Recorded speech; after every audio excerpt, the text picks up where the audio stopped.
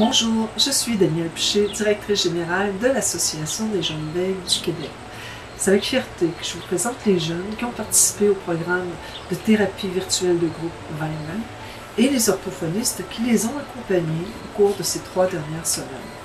J'aimerais remercier les jeunes d'avoir participé activement aux rencontres virtuelles et les orthophonistes d'avoir su s'adapter en cette situation de crise actuelle. Assurément, vous avez contribué à créer un monde où le bégaiement n'est pas un obstacle au développement du plein potentiel de chacun. Bonjour, mon nom c'est Marie-Aimon, je suis orthophoniste et j'ai participé cette année pour la première fois au camp de la JBQ, le camp virtuel 2020. C'était une expérience fabuleuse qui m'a permis de rencontrer des jeunes d'un peu partout au Québec qui ont de belles connaissances, de beaux talents, des personnalités vraiment fascinantes. Je voudrais les remercier pour leur ouverture, leur générosité, leur humour aussi. Ils m'ont beaucoup fait rire.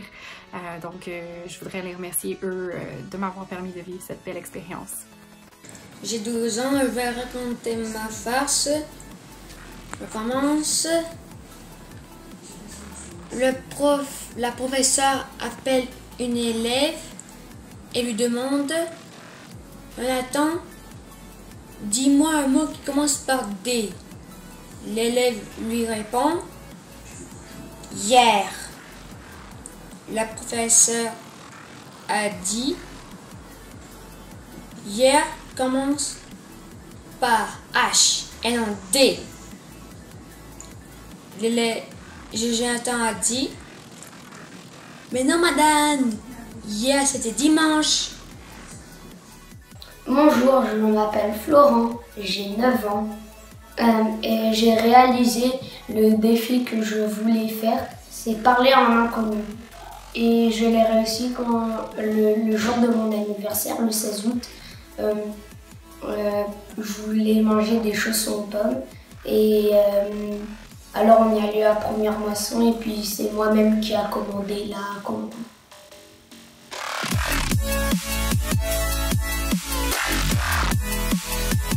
Bonjour, mon nom est Marie Saint-Onge, je suis orthophoniste et c'est ma 3e année au camp de la JBQ. Le camp pour moi, c'est comme une façon de voir, de faire de l'orthophonie différemment. On a la chance d'assister puis de participer à des échanges vraiment privilégiés avec les jeunes. Puis c'est un lieu aussi tellement ouvert sur le bégaiement, c'est une place où est-ce qu'on s'entraide puis qu'on a plein de fun ensemble. Donc on passe vraiment des semaines merveilleuses tous ensemble. Puis j'espère continuer encore longtemps de faire partie de cette belle équipe. Bonjour, aujourd'hui je vais parler du camp. Qu'est-ce que j'ai appris? En fait, c'est qu'est-ce que j'ai réalisé. Donc ce que j'ai réalisé, c'est que si on va dire que quelqu'un qui bégaye va dans un camp que les autres personnes n'ont pas le même problème.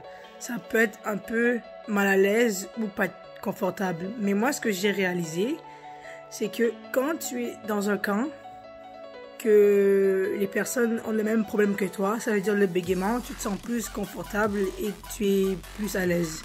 Puis tu commences plus à parler, puis des fois tu peux moins bégayer. Donc en fait, en résumé, c'est que si tu es dans un camp, que les personnes n'ont pas le même problème que toi, tu es pas confortable et tu es mal à l'aise. Mais si tu es dans un camp, que les personnes ont le même problème que toi, là tu peux être confortable et plus à l'aise.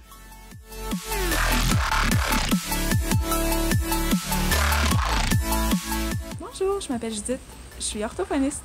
Et ce que j'ai appris cette année pour la première thérapie virtuelle de la JBQ, c'est que, premièrement, même si vous n'êtes pas là avec nous, qu'on n'est pas tous ensemble, on a quand même pu bien connaître chacun de vous, ça a été super le fun.